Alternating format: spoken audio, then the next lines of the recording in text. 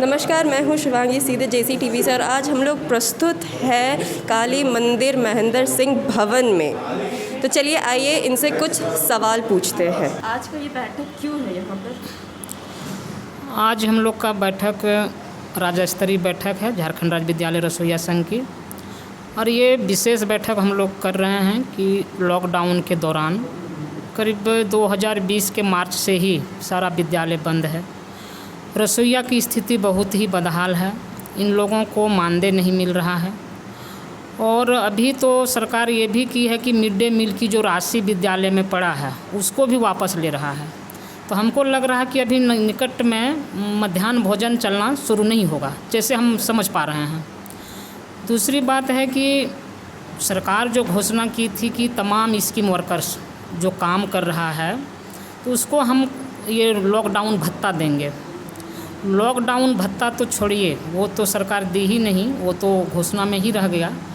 इन लोगों का जो अपना मानदेय है, बकाया मानदेय 2019 से 20 का, मतलब कुल मिला के अभी 2-3 साल का जो बकाया मानदेय लोगों का करीब एक रसोइया से का 20,000, 25,000, 29,000 रुपया तक बकाया है, वो मानदेय भी अभी तक नहीं मिला है, जिसके कारण इन लोगों की स्थिति बहुत ही बदहाल है।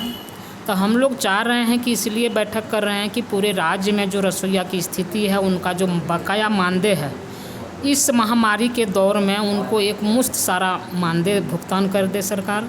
दूसरी बात है कि इस महामारी के दौरान जो भी रसोइया का निधन हुआ है, जो भी स्कीम वर्कर्स का निधन हुआ है, उनको सरकार जो घोषणा की है कि हम कोरोना महामारी के दौरान में जिनकी मौत हुई है उनको मुआवजा देंगे।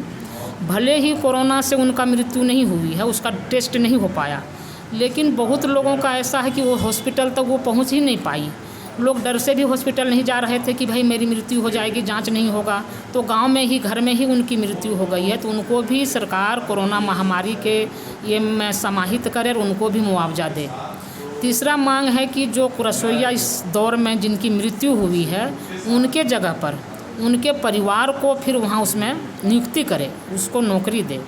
और जिस रसोइया को भी अभी पूरे राज्य में ये भी खबर आ रही है कि बहुत रसोइया को हटा दिया गया है अपने मनमर्जी से, जबकि हटाने का कोई प्रावधान नहीं है सरकार की चिट्ठी में, तो उसको भी वापस ले और जिनका निधन हुआ है उसके घर का परिवार के लोगों को उसमें नियुक्त करे, तमाम मानदेय उसको एक मुश्त भुगतान करे। और हम लोगों का जो मांग है कि न्यूनतम मानदेय जो सरकार सुप्रीम कोर्ट का आदेश है कि उसको 21,000 मानदेय भुगतान करे, इसके 21,000 उनको दे।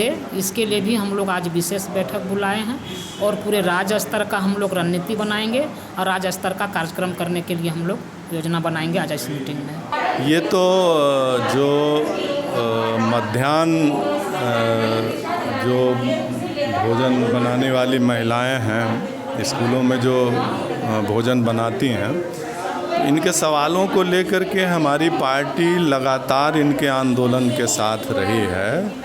और अभी जब हेमंत की सरकार आई, हेमंत सरकार से एक अपेक्षा थी कि चुनाव के समय में जो उन्होंने वादा किया था कि हम रसोइया जो कर्मी हैं उनकी आवाज़ों को, उनकी मांगों को हम मानेंगे, तो कुछ तो बढ़ोतरी किए हैं, ये एक सच्चाई है। लेकिन अभी भी पूरे देश के अंदर में कई राज्य हैं जहां अच्छी खासी मात्रा में तुलनात्मक रूप से उनको मानदेय मिलता है, तो उस तुलना में अभी भी हेमंत की सरकार ने कोई पर्याप्त मात्रा में बढ़ोतरी नहीं की है। और जो बढ़ोतरी की भी हैं वो राशि अभी तक इन रसोइया कर्मियों को नहीं मिला है। इसीलिए इनके आंदोलन को जो फिर से एक संगठित करने की कोशिश है, तो इस आंदोलन के साथ है हमारी पार्टी। और हम चाह रहे हैं कि पूरे नए सिरे से रसोइया कर्मियों का आंदोलन पूरे राज्य में मजबूती से खड़ा हो, ताकि उनके जो सवाल हैं, उनके साथ जो उत्पीड़न है, वो उत्पीड़न बंद हो और उनकी मांगें सरकार माने। सबसे पहले तो जो बात आप लास्ट में पूछिएगा मैं पहले वो बता देता हूँ। वो है मेरा परिचय। मेरा नाम शुभेंदु सेन है। All India central council of trade unions नाम का एक ट्रेड यूनियन सेंटर है, जिससे ये जो रसोइया संघ है, झारखंड राज्य विद्यालय रसोइया संघ, ये संबंधित है। उसका मैं झारखंड राज्य का महासचिव हूँ। तो इसमें हमारा कहना ये है कि देखिए एक ये ख़ास तबका बन गया है जिसको हम लोग स्कीम वर्कर्स कहते हैं। मैंने कुछ केंद्र सरकार की, कुछ राज्य सरकार की स्कीम्स है, जिस स्कीम के तहत एक स्कीम के तहत लाखों कहीं कहीं पुरुष कहीं महिलाएं कार्यरत हैं। लगभग ये तमाम लोगों को या तो मानदेय पर या तो फिर प्रोत्साहन राशि पर इनसे काम करवाया जाता है। शिक्षा का क्षेत्र बोलिए, स्वास्थ्य का क्षेत्र बोलिए, इस सभी क्षेत्र में इनका योगदान जो है बहुत अहम है।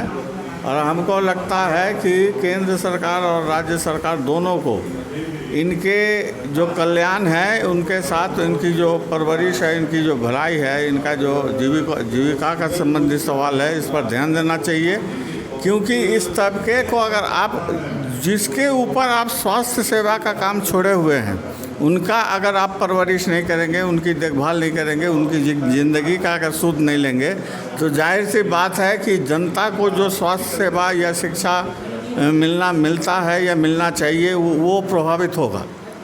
तो इसलिए हम समझते हैं कि आज के ज़माने में इन स्कीम वर्कर्स को संगठित करना, सरकार को इस बात के लिए मजबूर करना कि वो स्कीम वर्कर्स के जो वाजिब हक है उसको वो दें, ये आज ट्रेड यूनियन आंदोलन के लिए एक महत्वपूर्ण काम बन गया है। और इसी काम को आगे झारखंड राज्य में कैसे आगे बढ़ाया जाए, इसके लिए हम लोग यहाँ एकत्रित हैं।